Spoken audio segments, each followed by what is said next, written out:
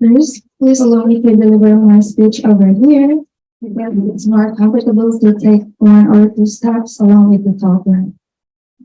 Bismillahirrahmanirrahim. Good afternoon. Assalamualaikum warahmatullahi wabarakatuh. So, Islamophobia. If you heard this word, what comes into your mind instantly? Probably you remember about hijab restriction in France.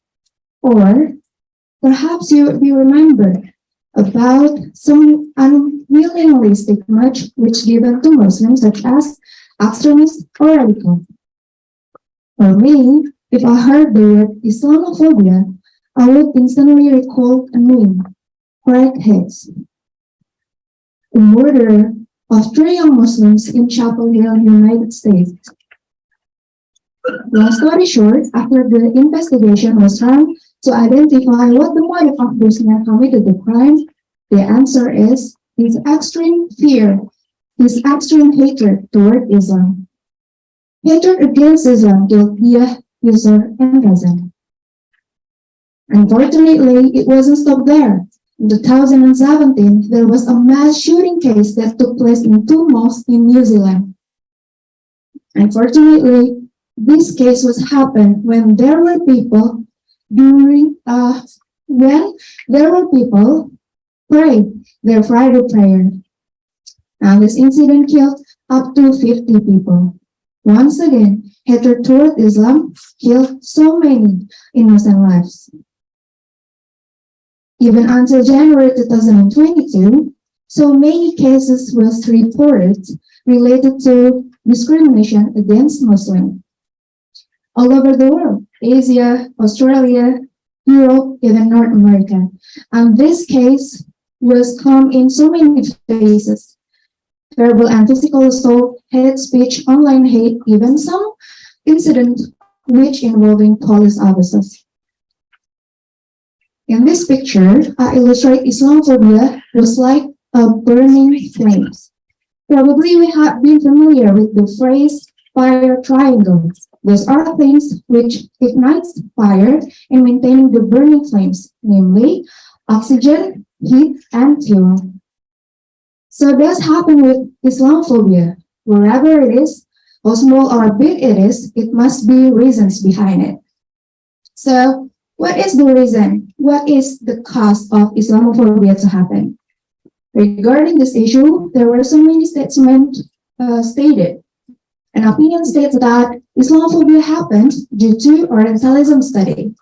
Another opinion states that Islamophobia happened because of impartial media which provoking hatred against Islam.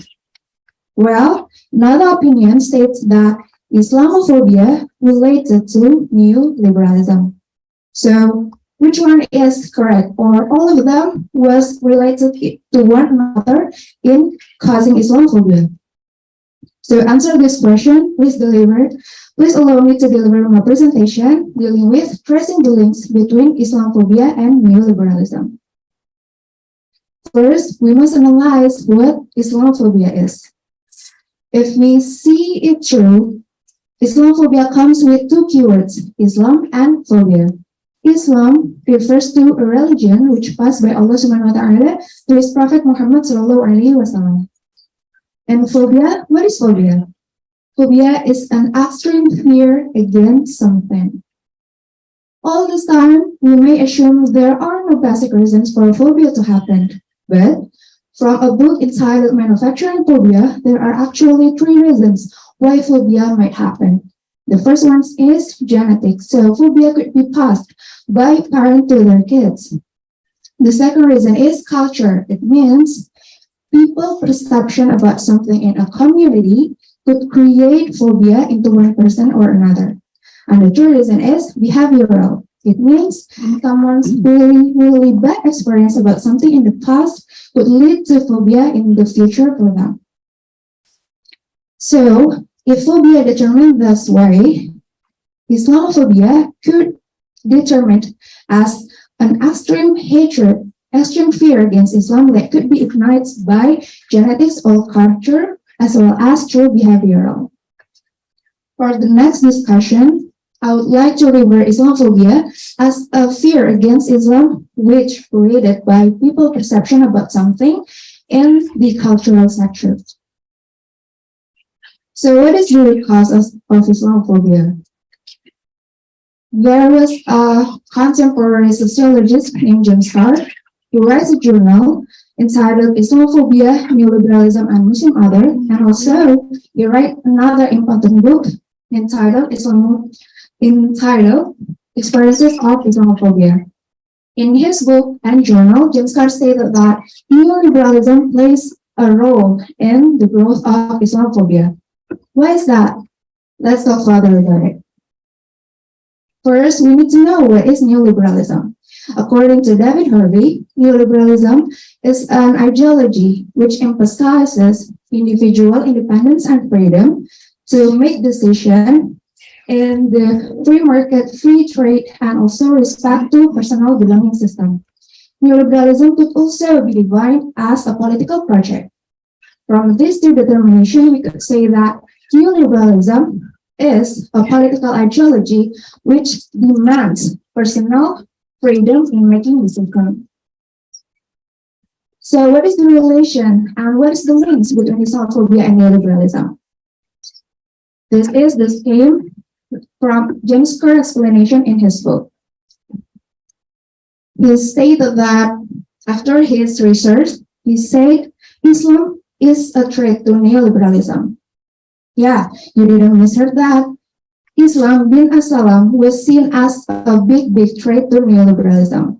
Why? At least there are two reasons for it. The first one is neoliberalism is a globally hegemony ideology which requires to be followed by everyone. And the second reason is neoliberal's value is contradictory to Islamic teaching. So, in the point of view of neoliberals, Islam was seen as a threat.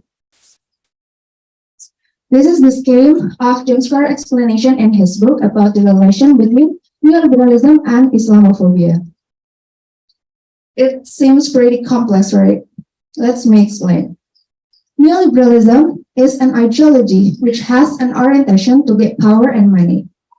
To perpetuate their power, they conduct through expansion in economic, business, and cultural sectors. And to perpetuate their purposes, the actions they take are demanding banks and a business in the country to be open for control from abroad. In cultural sectors, they tend to make a new standard of culture as well as create the stigma that people who do not follow neoliberal ideas are uneducated people. To make their proposals more easy to get, neoliberals make a dichotomy of Muslim, and they divided Muslim into good Muslim and bad Muslim. Neoliberals only embrace the good Muslim, and to bad Muslim, they put some stigmas, they put some labels which triggered Islamophobia to happen.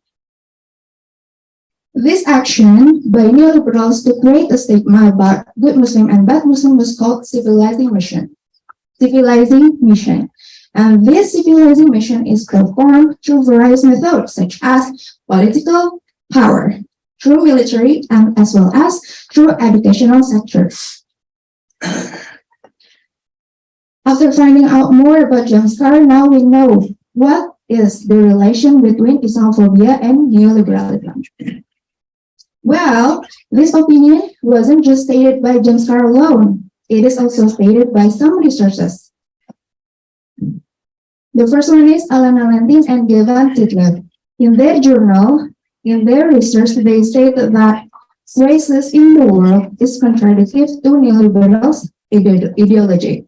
So, neoliberals plays a role in the increasing issue of racism in the world. This supports the argument of James Carr research that said racism against Islam is possible to be related to neoliberalism. The other researchers is Ahmad Kebal. In his journal, he stated that neoliberalism and Islamophobia is related especially in educational sectors. So that stereotype about Islam is a bad religion is given to children, resulting fear against Islam. We already discussed about the statement from Alan Valentin and Gilbert Titler and also Ahmad Kibble. There are another researchers that stated that Islamophobia and neoliberalism are related. He is Roshan Waikar. In his journal, he stated that nowadays, Western countries are trying to make other countries to have the same value as them, as the value they meant is neoliberalism. Well, Islamophobia and neoliberalism was related into one another, was stated by James Carr and another researchers. At the other hand, Islamophobia also connected with some important issues which can separable and become part of Islamophobia perpetuation. What are the connections? The first one is Orientalism study. Edward Wadi Said in his book stated that when Orientalists trying to picture Islam, they use a dichotomy, good Arab and bad Arab. Good Arab is the term that used to describe Muslims who wants to obey what Western people say. Meanwhile, bad Arab was labeled for those Muslims who do not want to obey what Western people say. This supports the argument of James Carr that there are dichotomy of Muslim, good Muslim and bad Muslim. The other things that plays a role in the Islamophobia perpetuation is commercialization of Islamophobia. It is depicted in Nathan Lynn's book entitled Islamophobia Industry. He stated that there are a lot of parties use and sell hatred against Islam in order to get money. And the commercialization happened in website as being displayed in jihadwatch.org. Sorry to interrupt you. 5 minutes, please. Okay, thank you. In a year, they could earn up to $2 million by uploading writing that provoke hatred against Islam. This kind of commercialization also happened in some news channel as well as newspaper. Now let's get back to the early illustration. If Islamophobia is like a burning flames of hate, from this presentation, I would like to conclude that Islamophobia is really designed by neoliberals. And Islamophobia also connected with Orientalism study and media provocation that make people hate Islam. To close this presentation, I would like to say that our Prophet Muhammad SAW stated that, like a parable, a Muslim is like a body. If one of them is sick, the other would also feel that. Probably discrimination related to Islamophobia is not really felt by our own skin, but this issue has already taken so many lives of our brothers and Muslim sisters. And this Islamophobia issue is very detrimental to Muslims everywhere. It requires our consent as Muslim brothers and sisters to take action to stop this Islamophobia immediately. This issue is not just a topic to talk about, but we have a serious problem to solve. I hope this seminar could be a head start moment for all of us to work together how we could solve this Islamophobia problem together. So this seminar is not just a meeting and presentation without any meaning at all. Maybe that's all from me. Wassalamualaikum warahmatullahi wabarakatuh.